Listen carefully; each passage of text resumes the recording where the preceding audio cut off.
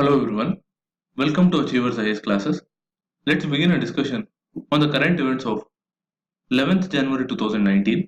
The first issue news is an editorial regarding the GDP estimates. The first advanced estimates of the gross domestic product of our nation, which was recently released by the Central Statistics Office, has projected that India's growth rate for the full year to be at 7.2%, which is significantly higher than the 6.7% achieved last year.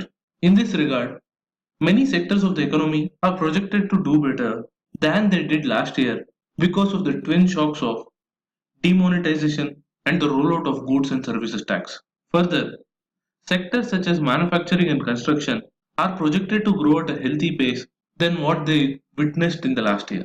What is interesting here is the CSO's growth estimates appears to be more conservative than the estimation of institutions like the RBI and the World Bank.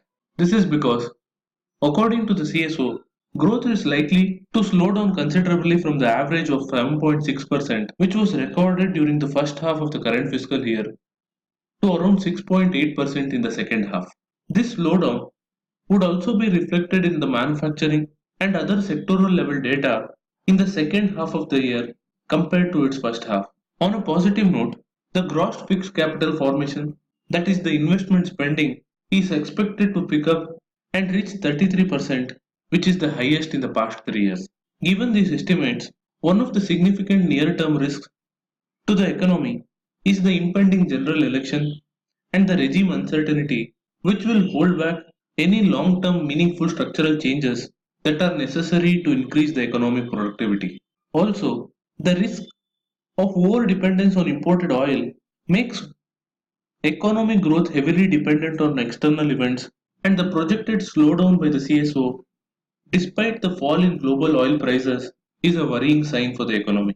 Given this background, the government may wish to help growth by boosting spending, but any such move will be ill advised as the fiscal deficit of the government has already exceeded the budget estimate by 15% in just the first 8 months of the fiscal year. Therefore, the government should exercise caution to refrain from populist spending, which could pose a challenge to the economy and reduce the investor confidence.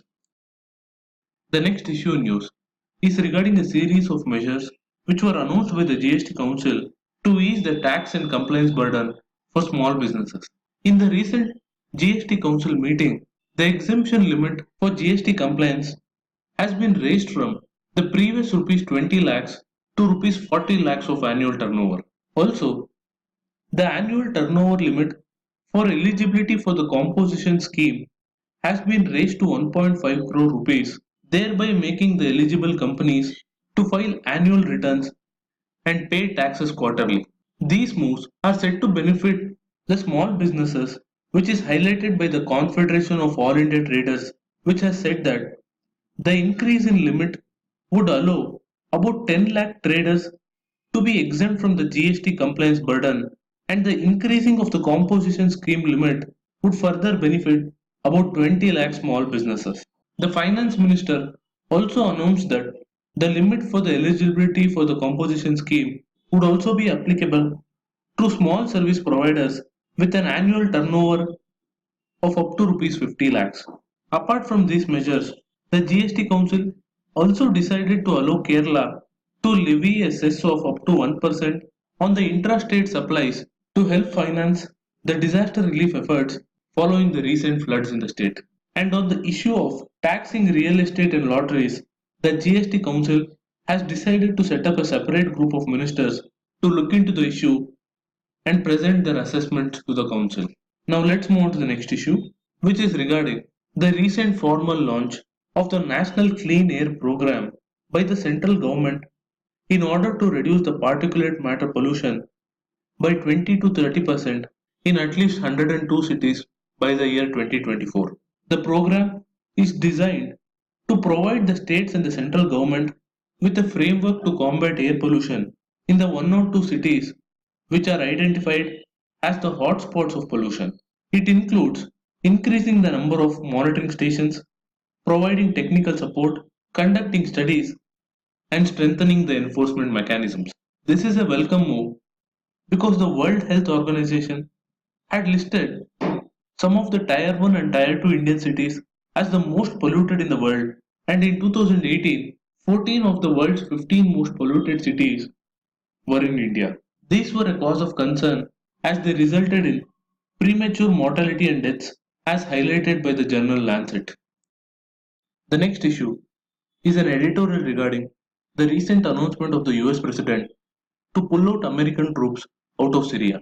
The withdrawal of American troops from Syria has been rebuffed by the National Security Advisor of the US President, Mr. John Bolton, who has suggested for an orderly exit in order to protect the Syrian Kurds who are crucial in the fight against the Islamic State. He has said that the troops would leave the war-torn country only after the Islamic State is beaten, and has said the Kurds, who are the US allies in the fight against the IS, should be protected. This is in contrast to Turkey, which views the Syrian Democratic Forces, which is the official military wing of the Syrian Kurdistan, as a terrorist group. Therefore, it has given rise to a situation of competing interests of sovereignty versus the existing geopolitical situation in the region.